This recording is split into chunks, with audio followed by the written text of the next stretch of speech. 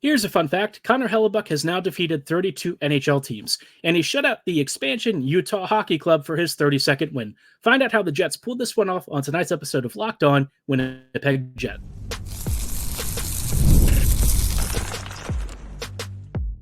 You're Locked On the Hockey Jets, your daily podcast on the Winnipeg Jets, part of the Locked On Podcast Network, your team every day. Hey friends, and welcome to tonight's episode of Locked On Winnipeg Jets, part of the Locked On Podcast Network, your team every day. I'm your host, Harrison Lee, an avid Winnipeg Jets fan and an online blogger. You can follow me on Twitter at HLivingLoco and at LO_Winnipeg Jets. Thanks for making Locked On Jets your first listen of the day every day. If you like what you're hearing, be sure to like, follow, and subscribe on all of your favorite podcasting platforms and YouTube.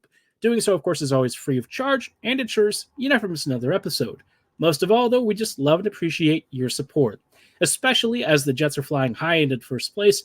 It is a great time to be a Winnipeg fan, and I think a lot of you are super hyped about the 12-1 start. And the Jets shut out Utah, the first time ever facing this franchise, technically, thanks to it being an expansion team.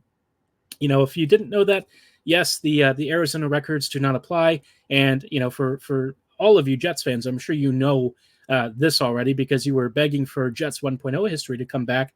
But for those of you who somehow haven't heard, Utah is technically an expansion team. So Winnipeg just shut out a brand new NHL franchise and did it in pretty impressive fashion, although I would say this game, compared to some of the other ones, was pretty low event. We'll dive into some of the specifics in just a moment, but before we go any further, just wanted to let you know that you can start the season with a big return on FanDuel. New customers can place a $5 bet, and you'll get started with $150 in bonus bets if you win that first $5 bet. Visit FanDuel.com to get started. Now, like I said, Utah, came into Winnipeg with a bit of a different strategy than what they started the year out with. Compared to a lot of other teams that Utah has faced, the Jets are probably one of the most well-balanced teams, especially right now. Winnipeg has been really in form, whether it's the special teams, the power play, whatever you want to point at. Winnipeg's at least above average, and I would say really good at almost everything. Power play, excellent. 5v5 play has really started to turn the corner to where the Jets are just very good, sometimes great depending on the opponent. The penalty kill, I'd say the penalty kill is probably really good. And the goaltending, it's probably going to be great. Sometimes it has off nights, but for the most part, I would say Hellebuyck and Comrie have had a real strong start to the year. So, for Hellebuyck getting his shutout against the first matchup against this Utah team is pretty cool. 32 teams beaten in the NHL. How about that? Pretty fun little record. Among many that he's got. I mean, at this point, like, what hasn't Hellebuyck got except a cup ring? And I hope that's loading later this year.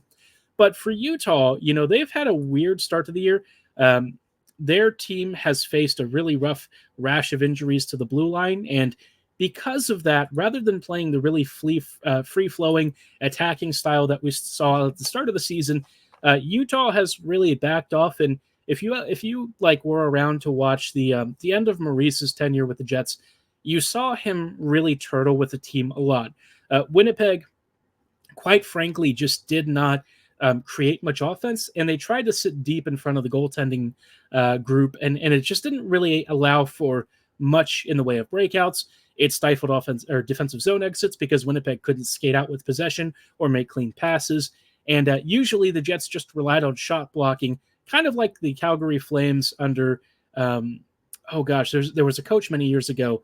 I'm blanking on his name, but basically, at that time, the Flames were known as like the top shot blocking team in the league. And everyone said that was great. But what it really meant was that Calgary didn't have control of the puck. And so when you see a team doing this, it's usually not really by design these days. Utah kind of has to do this, or at least they feel they do, because they're struggling to advance the puck in transition, which I kind of wonder about, because I saw in yesterday's game a fair bit of good skating while in control of the puck, and certainly the top line was really creating lots of great opportunities and stuff. So I feel like maybe Utah shouldn't be sitting as deep as they are. I know that they don't exactly trust their roster, but I think in this game, they just didn't really pressure the Jets enough. Winnipeg kind of controlled even strength almost to a T. They really didn't have to do loads. The top line for Winnipeg just absolutely cut up Utah. They won that matchup very handily. The Lowry line absolutely smashed and delivered a goal as well. The Domestikov line was okay. I didn't think I remembered much from them other than some really good shifts and some near misses. But just doing that is fine. If you don't score, it's totally okay. Same with the Kupari line. I mean, you just realize that for the most part, Winnipeg really didn't give up much, and they also at times did struggle to generate slot offense. Just because Utah was like sitting right in front of Vejmelka, and it was a little bit annoying. You had to try for like deflections and long distance tips and stuff. Thankfully, though, the Jets eventually did break through in the second period. Gabriel Velarde tipped home a great Morrissey shot from the point, and just like that, not only was the Jets power play on the board, but Winnipeg was up ahead in this game, and it was a lead they would never relinquish. They added an insurance goal in the third period thanks to a great given goal from Mason Appleton and Adam Lowry, and ended up being Niederreiter who deked around Vejmelka to make it 2-0. I want to say it was Morrissey or one of the defenders, and I could be misremembering this, but somebody at Winnipeg's blue line made a great defensive play and picked up the puck off of maybe like a loose exchange or something, and led that counter, turned it into a goal, and it would be a nice little punctuation on the evening. Niederreiter then scored his second on an empty net later in the evening. He did try to give it to Appleton for a goal, but just didn't quite have enough mustard this time, so he just took the shot. I think he could see that the lane was blocked, and so he wasn't going to try and force it. Sometimes you just have to take what you're given, and in that case, he did. Even though he was trying to be really unselfish, just really tells you how much these guys care about each other and how much they're all, really bonding and connecting. And it seems like, whatever Arneil's cooking with this team, he's really got them going. I mean, they've scored 62 goals to date, which, looking at the rest of the league, I think that's tops. Even teams that have played like 14-ish games or so have scored less considerably. The only other team that's really close to Winnipeg in scoring production right now is Vegas, and they've scored 58. They've also conceded 9 more goals than the Jets have. So Winnipeg, they're not just a team that looks like the best in the league. They're really trying to put their stamp on being the best in the league. And what I find fascinating about this team is, even in a low event game like this where Utah makes it really frustrating and clogs the slot, Winnipeg just stays persistent, just keeps trying to make things happen.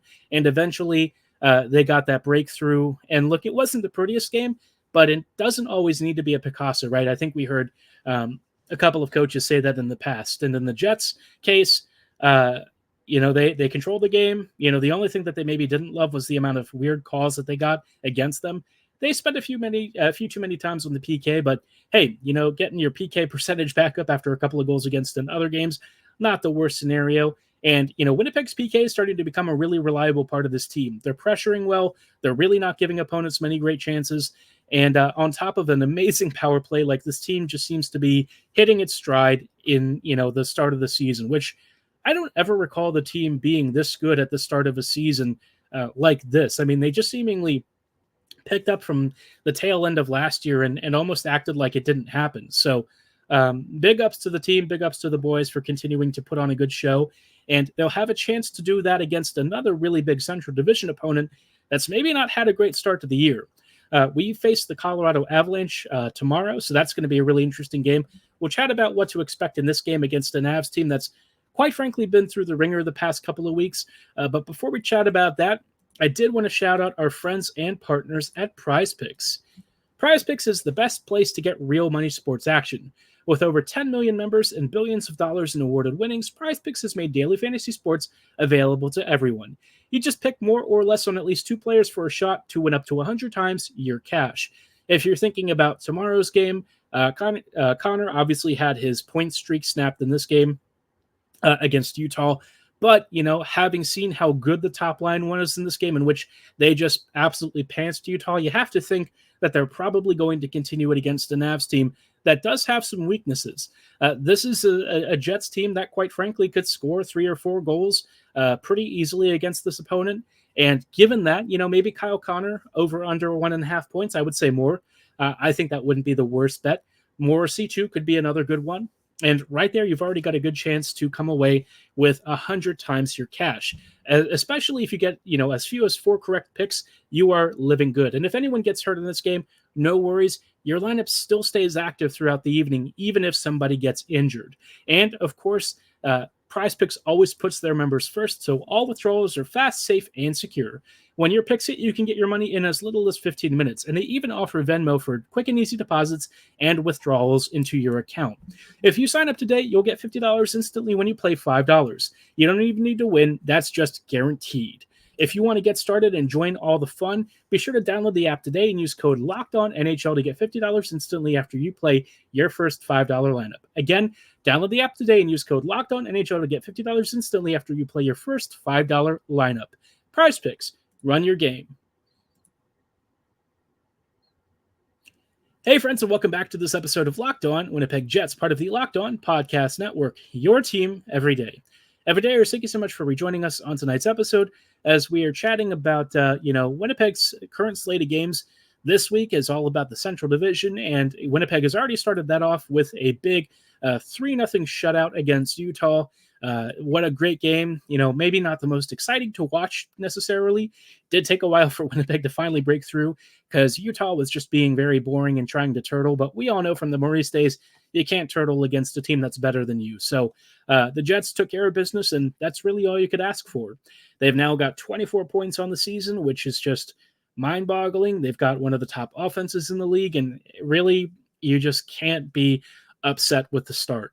Now, their next opponent is a tricky one, not because I think Colorado is going to be the toughest opponent here. I think, the Avs compared to where they were last year, it's not the same team that the Jets faced. I know that we all have some stress from that first round embarrassment, but this is not going to be that team that we face. This squad is quite frankly being held together by silly string and glue sticks. They are beat up bad. Now the top six is maybe where you're not going to notice that as much. Right now they've got Lehkonen, McKinnon, and Rantanen on the line, and then the second line is Kiviranta, Middlestat, and O'Connor. So the top six is obviously McKinnon, Rantanen, Lehkonen, and these guys are really productive. Second line's okay. I think that's a matchup the Lowry line can probably win against. Then you start getting into the bottom six, and you realize that's where the Jets have a huge advantage. You've got Ivan, which is just a phenomenal name, I've got to say. Parker Kelly and Nikolai Kovalenko as your third line. And then your fourth line is Prishapov, Wagner, and Tynan, which is, not great if we're being honest. On defense, they do have some potential for, I think, an injury to Makar, hard to tell. But if he's healthy, he'll be in for, the top pairing alongside Devin Taves. Then your second pairing is Girard and Manson. And finally, you've got Dahan and Malinsky. So, matchup-wise, their defense, if Makar is healthy, is definitely really, really good. I think it's very mobile. I think it's maybe not suppressing a ton of shots against, but I think the blue line has generally been one of the stronger parts of this team in comparison to some of the other issues they've had. Where they really seem to be having issues, though, is in net.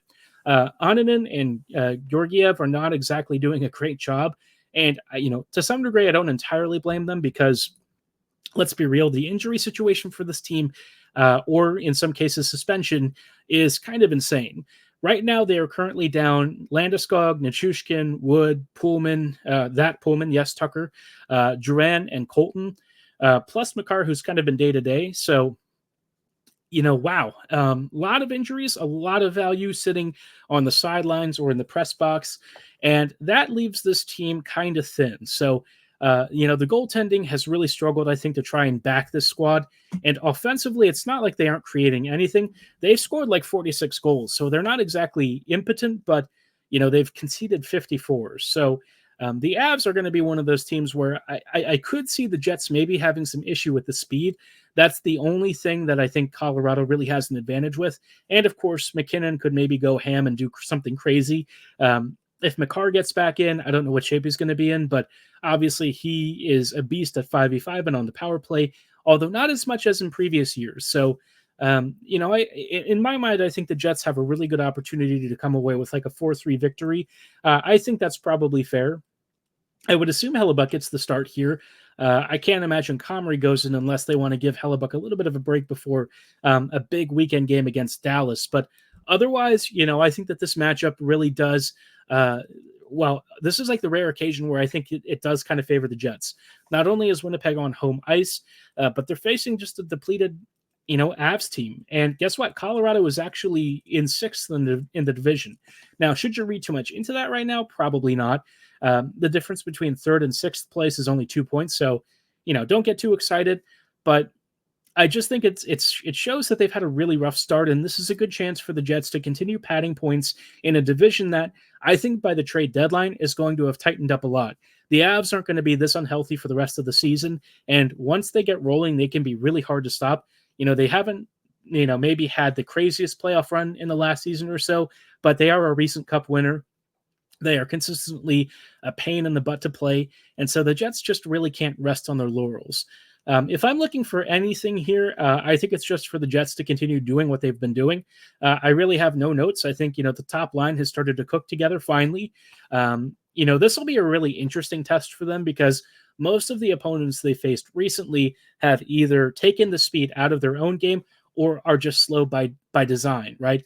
Or by nature. So for the Jets, this is a good chance to maybe match up against the McKinnon line and see if maybe the Lowry line is the one that you want to go with here. The Lowry line doesn't shut down elite competition. They really just bully other lines, right?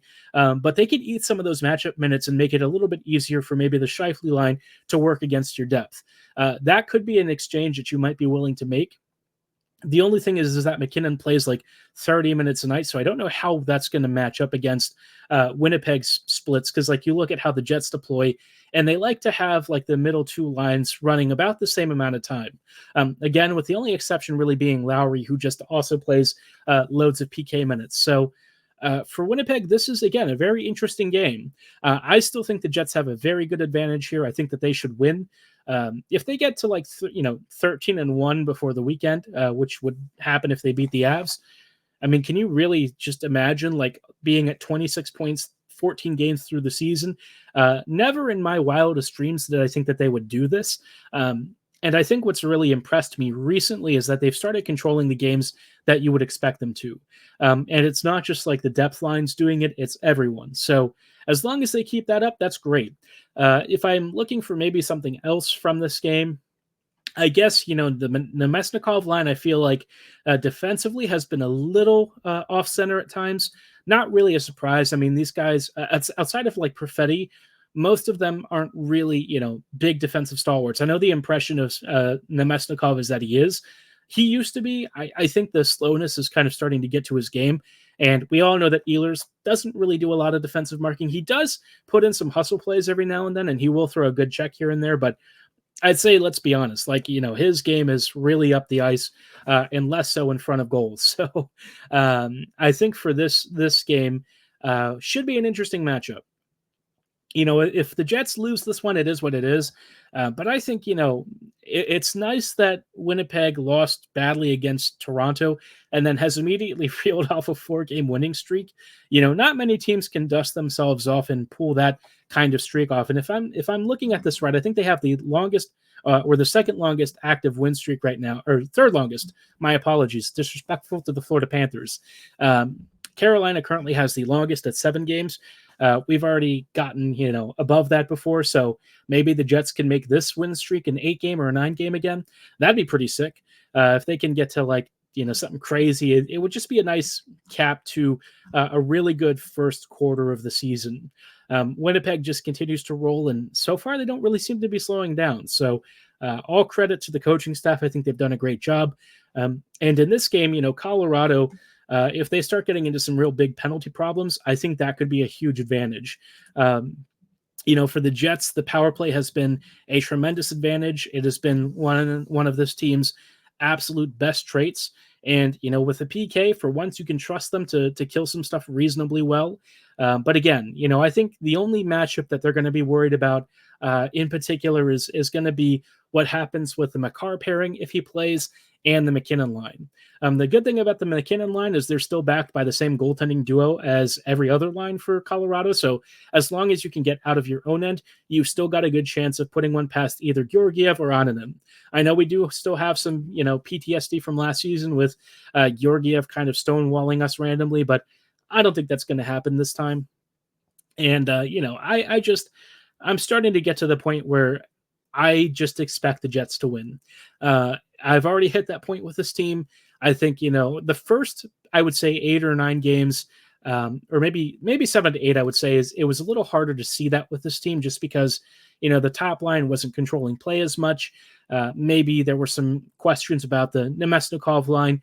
A lot of that stuff has slowly started to iron out, and it's looking a little more consistent. Now it's just continuing to keep that up, continuing to build good habits, and Winnipeg should be cooking. So, you think it really can't get much better than this, but maybe the Jets somehow go undefeated for the remainder of the season. Probably a little bit much to ask, but with how good they're playing recently, it somehow still feels possible anyways. But of course, the Jets are still waiting on some reinforcements. We'll chat about who might be making a comeback in the very near future and whether they should get into the lineup. But before we chat about that, did want to let you know about our friends and partners at FanDuel. Get ready to tackle the NFL action with FanDuel, America's #1 sportsbook. Right now, new customers can bet $5 and get $150 in bonus bets if you win. The FanDuel Sportsbook app gives you everything you need to place live bets on the NFL all in one place. You can check out the latest stats, view live play-by-play, and so much more on the same page where you place your bets. I think a prime game is going to be, Ravens-Bengals. Look, as a Ravens fan, I'll be honest, we are going to get torched by Burrow, and we are also probably going to torch the Bengals secondary because, neither of our teams defend well. But I'll tell you what, our quarterbacks are elite, and Lamar Jackson's playing the best, football of his career. So if you're getting a hunch maybe in the middle of this game and you think you can tell which way it's going, especially early, this would be a really good chance to win big with FanDuel. Just visit FanDuel.com to join today and get started. Again, you'll get started with $150 in bonus bets if your first $5 bet wins. That's all at FanDuel.com. Never waste a hunch and make every moment more with FanDuel, an official sportsbook partner of the NFL. Hey friends, and welcome back to these closing thoughts on tonight's episode of Locked On Winnipeg Jets, part of the Locked On Podcast Network, your team every day. Every day, thank you so much for rejoining us on tonight's episode. As we are just chatting about potential reinforcements arriving soon, Jarrett Anderson-Dolan and Ville Heinola are both skating in non-contact practice jerseys, which, especially for Heinola, is great news. Ville has been, really through the ringer the last 2 years with, having to wait his turn and then having a horrendous ankle injury at the start of, preseason last year. It just hasn't really gone right. And then, of course, he had the surgery this year from that infection on the surgery wound. And so it just kind of sucks. It sucks that he's had to go through all of this, especially when last year looked like the season he was finally going to break through. But at long last, he might be ready to get in for some action. I do wonder if they're actually going to sit Stanley. I think as long as Stanley continues to not be an impediment necessarily, the Jets are probably not going to do anything about it. Heinola might just be asked to keep skating and getting up to strength, which, I guess is not the worst. I could see him maybe, I don't know if you can do like a conditioning stint. I'd have to look into that. But, all that said, it's just kind of like, as much as I appreciate Stanley fighting for the badge and all, I think Heinola really should get a look with this team. Ville offers some really good mobility and puck movement that a lot of this blue line could really benefit from. We've already seen a noticeable improvement having Sandberg step in for Dylan, partly because it just lets Neil Pionk do his thing. Without Sandberg filling in, I don't think Pionk would ever be this aggressive and would be, taking all of these chances, which now lets him be over a point per game player. So I think that that's a really big change. And because Sandberg's skating allows him to do that, you have to think about what it could also mean for like a Heinola-Miller pairing. You get those guys together, they might be able to really, really cook as an elite third pairing.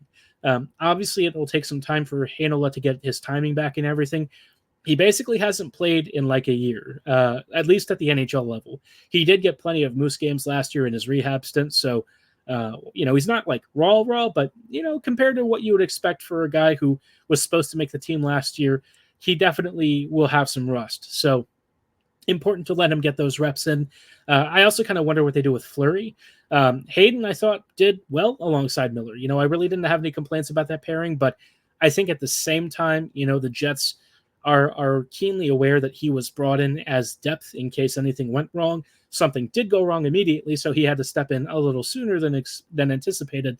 But my guess is he's always kind of been labeled for the Moose at some point. So interesting for the Jets to consider, but I do think giving Heinola some looks once he's ready to go, I think would be great. I think this his skill set and what the team could benefit from, increased mobility, increased speed, all of that stuff can only help this team, especially as they try to make zone exits, as they try to create transition up the ice, all that fun stuff.